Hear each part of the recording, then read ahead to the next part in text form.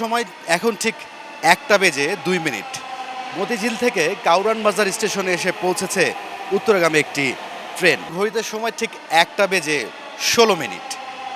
প্রথম ট্রেনের পরে প্রায় 13 মিনিট পরে এই কাউরান বাজার স্টেশনে এসে পৌঁছালো দ্বিতীয় ট্রেনটি।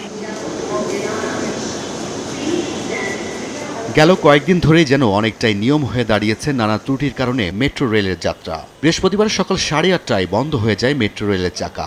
সকাল 9:40-এর দিকে ঢাকা ম্যাস ট্রানজিট কোম্পানি লিমিটেডের ফেসবুক পেজ থেকে জানানো হয়, অনিবার্য কারণবশত আজ মেট্রো রেল 15 মিনিট হেডওয়েতে চলাচল করবে। পরবর্তীতে নির্ধারিত হেডওয়ে চালু হলে জানানো হবে।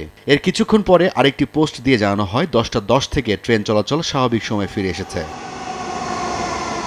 আসলেই কি তাই? সকাল 11টার সময়ও ট্রেন চলছিল 15 মিনিট বিরতিতে, জানান কাউরান বাজার স্টেশনের দায়িত্বরতরা।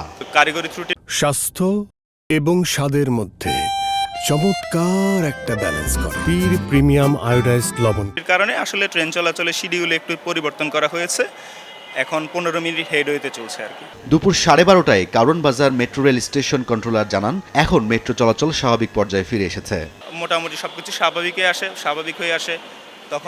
তখনকার পর থেকে হচ্ছে আপনার পূর্ব নির্ধারিত যে হেডওয়ে ছিল সেই অনুসারে হচ্ছে আপনার ট্রেন মুভমেন্ট চলছে আর কি। এদিকে মাঝে মাঝে মেট্রো চলাচল বিঘ্ন ঘটায় কিছুটা ক্ষোভ প্রকাশ করেন যাত্রীরা। তাদের দাবি দ্রুত এই সমস্যার সমাধান করা হোক।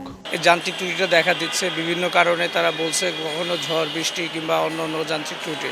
এটা সাধারণ জনগণের জন্য আসলে ভোগান্তির বিষয়। এখন এই রকম তখন একটা বিড়ম্বনাতে পড়লে তখন দেখা যায় যে ভিড় হয়ে যায়, আমরা উঠতে পারি না। তো ডিউরেশনটা আরো কম থাকতো, তাহলে আসলে সবারই সুবিধা। সাধারণত মেট্রো রেলের হেডওয়ে থাকে পিক আওয়ারে 8 মিনিট এবং অফ পিক আওয়ারে 10 থেকে 12 মিনিট। রায়দুল ইসলাম শুভ, সময় সংবাদ, ঢাকা।